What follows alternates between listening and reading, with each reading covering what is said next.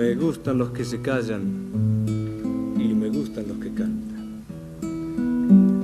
Y de tanto andar conmigo me gusta lo que me pasa. Me pasan cosas como esta, aunque no tenga importancia andar contándole a todos todas las cosas que pasan. Porque uno no vive solo y lo que a uno le pasa le está sucediendo al mundo, única razón y causa. Pues todito es tan perfecto porque perfecto es Dios, que se mueve alguna estrella cuando arranca una flor. Por eso, si hay uno, hay dos. Supe del diablo la noche que al hambriento dije no, también esa noche supe que el diablo es hijo de Dios. Buenas, buenas, PJs de la vida, gente querida que de una forma u otra llegó a este canal en busca de algo. Bienvenidos nuevamente a este espacio titulado Contate Algo, donde básicamente lo que hacemos es arropar la realidad bajo el cálido manto de la narración que nos permite ver las posibilidades oníricas de esta existencia fugaz.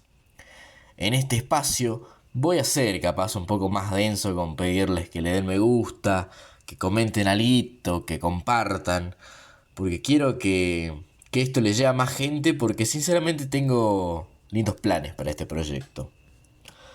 En el presente episodio traigo un cuento que escribí hace un par de años, brindando una visión personal y alternativa sobre una de las problemáticas sociales de nuestra época. Cuenta con la especial y cálida participación de La Macacha, PJ de quien hemos hablado y seguiremos hablando, y Gabriela Vázquez, actriz salteña y que tengo la fortuna de que sea parte de mi familia. Así que 1.000.000 de gracias por prestar sus voces para dar vida a determinados personajes. Con mucho más que agregar, comencemos.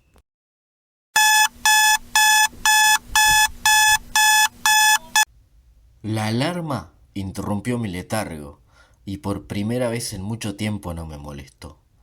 Era mi cumpleaños, 10 añitos, la inocencia y la idealización del mundo en el mayor auge de la vida. Sin embargo, en mis 10 años, por primera vez no me importaba tanto que fuera esa fecha, sino lo que iba a pasar. Mi abuelo Tito me iba a enseñar el mayor secreto de su vida. Hacía un par de años, mientras traveseaba en su estudio, me había contado que dentro del pequeño gabinete de su escritorio se encontraba el objeto que, como la cruz de un hombre el que se idealizó mucho hace muchísimo tiempo, y se dijo que era el mismísimo Dios, había dividido al mundo en dos épocas. Me había dicho que cuando cumpliera 10 años me mostraría aquel misterio y me contaría su magnífica historia. Me levanté, desayuné apurado, pero disfrutando las deliciosas facturas que había comprado y dejaba allí mi papá, y el café batido con el amor de mi mamá. Como si ya me imaginara que desde ese día la iba a valorar como si fuera el último. Acabamos y salimos en el auto rumbo a la casa de mi abuelo. Escuchábamos Miranda y sonreíamos producto de esa unión feliz y amorosa que teníamos. El tránsito estaba bastante ligero. Era como si controlara el mundo con el solo pensar que quería llegar rápido. Cosas de niños. Llegamos y ambos ancianos estaban parados en la puerta listos para recibirnos. Sonreían dejando en evidencia que todo el amor que se habían guardado para sí mismos mientras fueron adultos les salía por cada poro de su organismo ahora que estaban cerca del limbo. Mi abuela Agri me mimoseó con sus besos graciosos de siempre y un abrazo de esos que deberían perdurar hasta que el tiempo más allá de la vida misma lo permita. Mi abuelo, por su parte, me alzó e hizo jugar durante un rato. En la cocina, la maravillosa mujer controlaba el hervor de las papas para el puré y mezclaba las milanesas con pan rallado. Entonces me volví hacia mi abuelo y fui claro: quiero saber lo del tesoro. Sonrió al darse cuenta que había olvidado el simbólico regalo. Me tomó de la mano y me llevó al estudio. Me senté en esa comodísima silla que tenía rueditas y daba vueltas, con la cual yo simulaba ser algún viajero y que esas vueltas me llevaban a donde yo quería.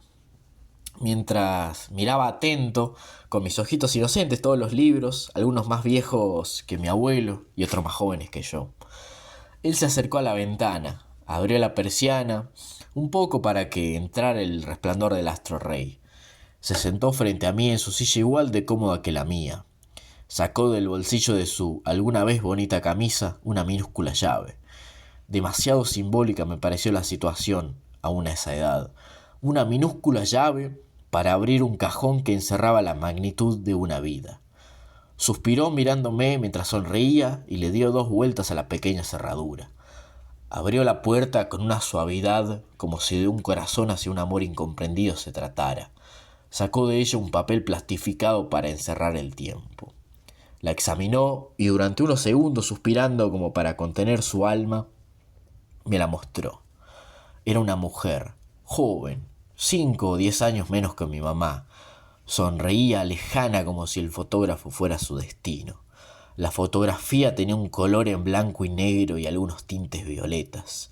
Debajo de la figura de aquella joven había un símbolo extraño seguido de una frase que misteriosamente estaba escrita como si fuera una palabra, una sola palabra, ni una menos. Mi confusión fue tal que antes de hacer cualquier pregunta mi abuelo comenzó a contarme una historia que al final comprendí que giraba en torno a aquella fotografía. Tenía tu edad, 10 años cumplidos, un par de meses más, eso sí. Era marzo, todavía en esa época existían los gobiernos, el mayor invento del ser humano y su condena. Da gracias que no viviste aquellos tiempos, hijo. Mi tía, Martita, era actriz. Y ese día apareció luego del almuerzo en mi casa, luego de una charla larga con mi mamá que se notaba a varios kilómetros que era una discusión, entró a mi pieza mientras miraba la tele y me dijo: Vamos a pasear, te voy a mostrar algo importante. Sonreí igual que lo hacés vos ahora, lleno de ilusión y fantaseando con la mejor de las aventuras. No había un alma en la calle, parecía un domingo a la siesta. Llegamos a la plaza que está frente al edificio donde funciona la Fundación IS, donde trabaja tu papá. En esa época era un edificio macabro. Funcionaba por aquel entonces como sede de una empresa inescrupulosa, que por más raros que parezca, los ciudadanos de a pie le debíamos su existencia. Renovaban personal cada 4 años, pero no como se ve en las películas, que se quedan en la calle. Al contrario, era porque ascendían de rango o encontraban otro negocio igual o peor de inescrupuloso. Su principal negocio eran 2 conceptos que nos pertenecen a los seres humanos por naturaleza: los derechos y la libertad. ¿Qué es la libertad, abuelo?, interrumpí confundido. Ya vamos a eso, hijo. Estábamos ahí con mi tía. Apenas pasaban autos y por ahí solo estaba la gente que vivía en la calle. Sí, aunque no lo creas, en esa época había gente que vivía en la calle, pero no porque les gustara o quisieran, sino por culpa de la gente que trabajaba en esa empresa. Hasta llegar allí mi tía no parecía haberse percatado de la ausencia de la gente. Recién ahí y después de un rato vi que llamó a alguien por el celular. Estoy acá con Tintín, pero no hay nadie. Diana dijo que empezaba más o menos a esta hora. No hay un alma. Pareció sorprenderse en silencio mientras oía a la otra persona en el teléfono, pero se tranquilizó al instante. Ah, genial. Entonces esperamos acá. Acto seguido cortó, me miró sonriendo y nos fuimos tomados de la mano a sentarnos en un banquito. Mientras comíamos pochoclos que habíamos comprado hace un rato, comenzó a contarme sobre lo que estaba por ver. Dijo que lo hacía porque podía darme miedo. Me explicó que era normal. Siempre me habían dicho en la escuela que la violencia generaba más violencia, pero nunca que el miedo genera más miedo. Dijo que ese día era 8 de marzo. Era el Día de la Mujer, porque hacía mucho tiempo en algún lugar del norte se había incendiado una fábrica con muchas mujeres adentro durante una manifestación. Una manifestación es una reunión de muchas personas que reclaman algo, como la Asociación contra el Mal Comportamiento de la Fundación IS. Me explicó además que no era correcto decir feliz día, porque estaba lejos de concretarse una felicidad colectiva. O así lo creía ella. Me explicó que lo que yo iba a ver era el resultado del miedo, una lucha por la conquista de valores, Lo comprendí bastante bien, aunque me parecía una cuestión bastante seria para mi edad, salvo por la palabra conquista. Era algo muy de soñadores. Eso es lo que hace falta en el mundo, me diría más adelante mi tía. Soñadores. Al cabo de un rato empecé a sentir un ligero temblor en el ambiente. No era porque sea una tierra o zona de temblores, sino porque temblaba una sociedad conservadora y muy católica para la época, encerrados en sus casas. Nos acercamos a la calle que separa la plaza del edificio y vi a lo lejos una multitud de mujeres vociferando y cantando que querían derechos. La multitud se hacía más grande a medida que se acercaba, y clara como la salida del sol en el lecho de la madrugada. Cuando nos separaba tan solo una cuadra de aquel hervidero, fue cuando vi por primera vez esa foto que tenés en la mano. Al igual que vos, me llamó la atención la frase que tenía debajo. ¿Qué significa ni una menos, tía? Que la mataron, Tintín, y no queremos que vuelvan a matar a otra. Al oír esa cruda confesión, volví a mirar la foto y sentí que me volvía adulto con tan solo 10 años. Miré detenidamente la imagen de la joven. Por un momento vi a mi mamá, que se había partido el lomo por mí desde el minuto cero, prácticamente ella sola, que si bien tuve la suerte de que mi papá esté conmigo, no era la mejor persona ayudando. Vi a mi hermana con sus inocentes 3 años. La imaginé siendo bailarina, eso que ella ama tanto, y que termine en una pancarta siendo levantada por mí o por la mujer de mi viejo. Vi a mi abuela y sus sueños asesinados de querer estudiar, bailar, ser una persona muy diferente de la que fue obligada a ser, una honrada y admirada ama de casa, madre de 6 hijos. Me imaginé ya de grande, teniendo una hija y verla algún día en una pancarta, pidiendo una justicia inexistente. Vi a cada mujer del mundo que me miraba sonriendo como clamando que no la olviden. Volví la vista hacia mi tía con el corazón en la boca y vi cómo las lágrimas salían de sus ojos. Entonces pregunté, ¿por qué las matan, tía? Porque queremos ser lo que queremos ser.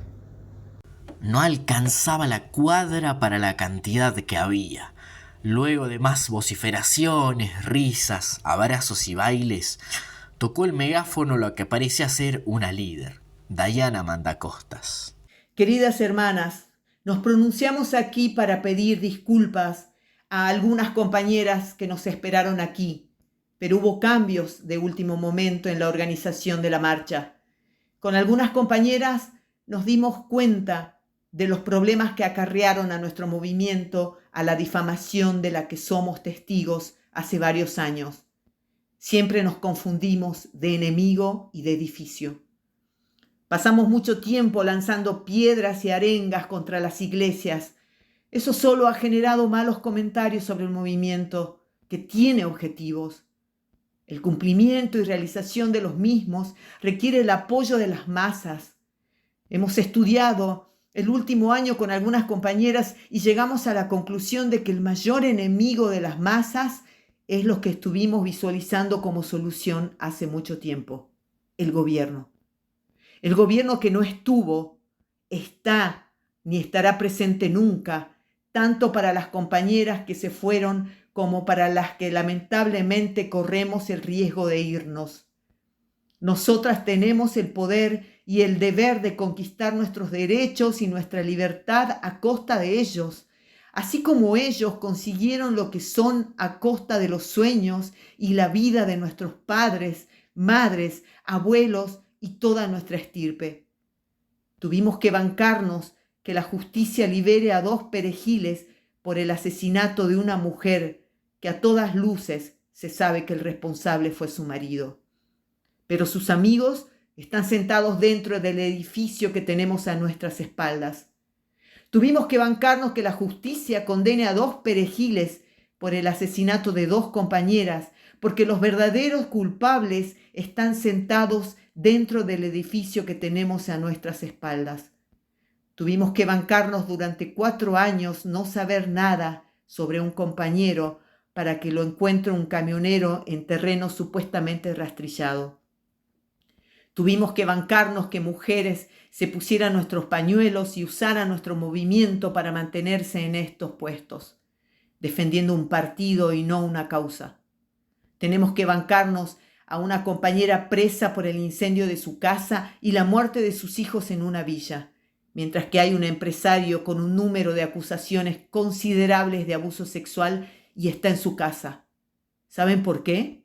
Porque tienen amigos sentados en el edificio que está a nuestras espaldas. Pero se terminó. No vamos a bancarnos más nada. Ellos se van a tener que bancar la furia de un pueblo que les perdonó años. Pero no somos Dios, compañeras. Vivas nos queremos. Viva la libertad. Que corra sangre, hermanas, como corrió sangre y sueño en nuestra estirpe. Me sentí un granadero de San Martín al oír semejante arenga, y abracé a mi tía mientras ella lloraba agitando un pañuelo en su mano. Al son del canto de «Libertad vamos a obtener, acá la sangre va a correr». Empezó una batalla campal de piedras, pintura, palos contra aquel macabro edificio y un grupo de personas que eran como nosotros, pero respondían por ellos. Se llamaban policía. En un momento, entre el tumulto, perdí la mano de mi tía. En eso vi cómo una mujer era golpeada en la cara con un garrote y al caer ella desmayada, cayó esa foto que tenés en la mano. Ese día marcó un antes y un después en el mundo. Los medios de comunicación masiva, que en esa época desinformaban, no sabían cómo contar esa situación. Invisibilizaron las marchas en el resto del país que habían dicho lo de siempre, para concentrarse acá. La arenga de Diana rompió el récord Guinness del video más visto en YouTube. Más de 100 millones en una hora.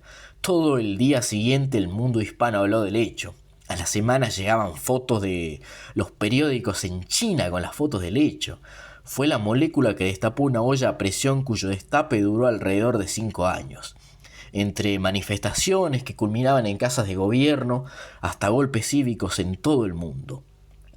A los 4 años estalló la guerra civil acá. Yo ya pisaba los 15 y le pregunté a mi tía cómo era posible que de un lugar tan chico y lejano, prácticamente insignificante como Salta, saliera el encendedor que encendió la mecha, que prendió la mecha, que explotó todo, digamos. Contenta, recordando que estuvimos juntos aquel día, me respondió: En pequeños lugares, pequeñas personas harán pequeñas cosas que transformarán al mundo. El resto ya más o menos lo sabés. La eliminación de las fronteras, los países, banderas, la creación de las fundaciones y gobiernos colectivos.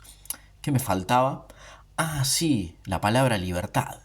Era una palabra que evocaba la diferencia de encierro, opresión, prisión. Cuando querés ser algo y algo te lo impide. Cuando querés salir de algún lugar y no podés. Cuando querés hablar y te callan. Existía la palabra en esa época porque no éramos libres. Ahora que lo somos y la vivimos no hace falta la existencia de la misma. Ya está naturalizado en nuestra psiquis. Tocaron la puerta. Era mi mamá diciendo que ya estaban las milanesas. Yo miré la fotografía otra vez y comprendí el secreto de mi abuelo. Aquel maravilloso tesoro que guardaba plastificado en el gabinete de su oficina para encerrar el tiempo.